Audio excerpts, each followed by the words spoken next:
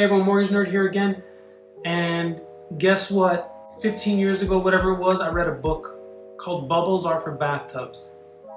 We all know what happened a few years later. That bubble burst. We were in a bubble and it burst. Well, let's look at this quote right here. This is the chief economist from National Association of Realtors, Lawrence Yun. He says this, quote, is not a bubble. It is simply a lack of supply, end quote. I agree. We are not in a bubble. This is not 2008 all over again. We're not going to see a market crash. We're not going to see massive amounts of foreclosures. Watch this video series of me wearing my Miami Heat shirt because we're in the damn playoffs again.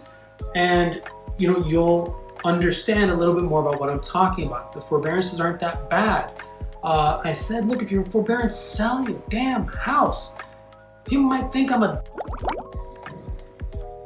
I can beat those out so that I'm not in trouble with the YouTube gods. But I'm not. I'm just a realist, and I'm passionate about the mortgage and real estate industries and what can potentially happen if everybody thinks that it's okay to go into foreclosure. So let's look at this next slide. In quarter one of 2020, before the pandemic really hit, the average profit for home sellers was $55,750.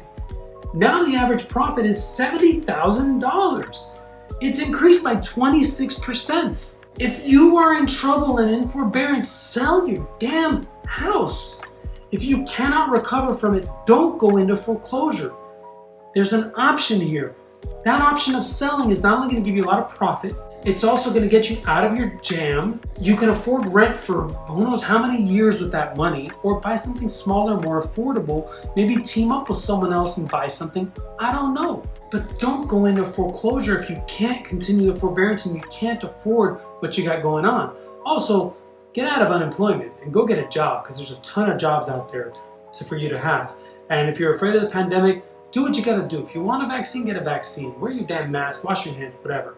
But the truth is, this market is perfect for you to sell. You're also going to help the real estate market by selling, because we have too many buyers and not enough sellers. So if all these foreclosures jump in, almost foreclosures, forbearances jump in and sell, we're going to help out the market. We're going to help balance it out. I'm not crazy with the things that I say. I know what I'm talking about. Been doing this long enough. I've been nerdy long enough. Let's look at this chart on prospective homebuyers that are planning to buy a home in the next 12 months. 16% of American adults are considering a purchase of a home in the next 12 months, according to the National Association of Homebuyers. I think that's what HB means. Housing Trends Report quarter 1 21, that's 6 points higher than the 10% with similar plans a year earlier. More and more buyers are coming on the market, and we don't have enough inventory. The rates are staying historically low. They're not in the 2s easily anymore. Sometimes you can get them in the high 2s still. Those are kind of behind us. You're still getting in the 3s, and that's extremely low. So buyer demand is going up. We need more sellers coming in. Don't foreclose. Sell. Sell. You have equity. If you don't have equity, then you bought your house with 3% down right before the pandemic, did a forbearance, and now you have no equity. In those cases, I don't know, if you feel a foreclosure is the best thing to do, then that's maybe what you got to do.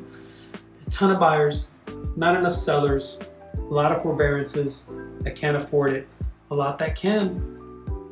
Mortgage Nerd out. Make sure you hit that like button, subscribe, hit the bell, support this channel so I can keep giving you good content and information on mortgages and real estate.